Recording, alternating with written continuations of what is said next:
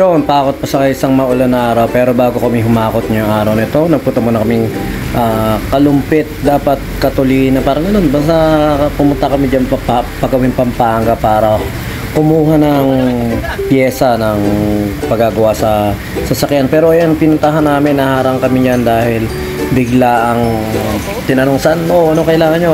Akala namin may-ari sila, yung pala parang Pixar lang din pala sila. At saka ito na nga, binabaklas na ni Tatay Ben yung dapat, pero sabi namin uwiin mo na lang kami at babalikan namin. At hindi nga namin nabalikan ng hapon dahil hindi nila mababaklas, kaya babalikan namin bukas ng umaga. At saka ito, pagdating namin sa Pulilan, anak ng Toko, nakakita nyo naman yung mga kamote. Driver dyan, nagsingitan, kaya nabagak na stranded kami na matagal-tagal ng konti dyan sa lugar na yan. Sa papa-exit yan, pero yun nga, wala na tayo magagawa. At ito na nga, nayatid na namin si Tatay Ben doon sa tropa natin kasi gagawa siya ng sasakyan doon. At tayo na may mag-uumpisa ng humakot doon sa tropa natin na kabanda pala ng mga tropa natin sa Baliwag na BMS yan, sila Sir. At kabanda nila ang mga kaibigan niya natin na sila Eileen at saka ang bandang Pasimple ng BMS dati. At talos hindi ko matandaan siguro kasi tumaba, pero yun nga, tawag sa akin kuya, ayun yung naka-green na yun.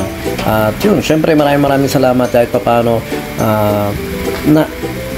nakasama natin sila doon sa panahon ng BMS, mga Baliwag Music Society na musikero.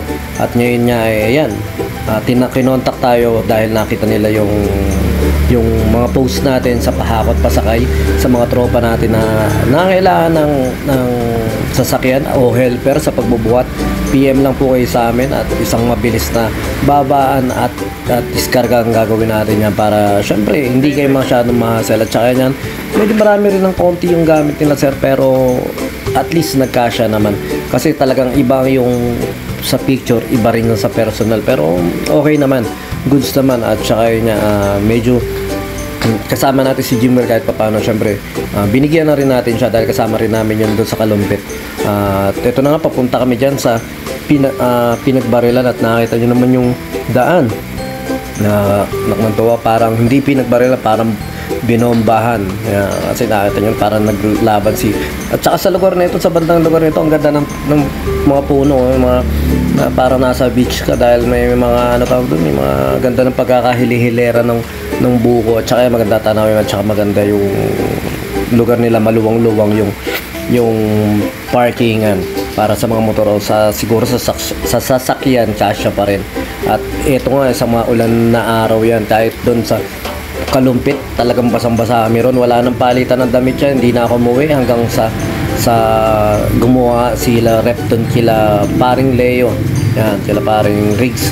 At ito, malaking bagay talaga sa atin yung pakot pa sa kayo yung sasakyan na pinagkatiwala sa atin ni Riggs, yung kasi kay Riggs galing yan, tawag sa atin yung pinahulug-hulugan sa atin. Ngayon kahit pa paano napapakinabangan natin. At saka yung pahakot pa sa kayo, hindi naman ngayon biglang boom yan, matagal na itong pahakot pa sa kayo, pero ngayon lang halos talaga humahataw. Hindi ko alam kung bakit maraming naglilipat ngayon at kumukontak sa atin, pero yun nga, thankful tayo dahil nga blessing yan kahit na wala tayong tugtog sa sounds and lights, dahil nga ngayon pa rin, pababaan pa rin ang problema. Kaya tayo naman hindi na natin kaya makipagbababaan dahil matataas na ang pasahod natin sa mga kasama natin naknanto.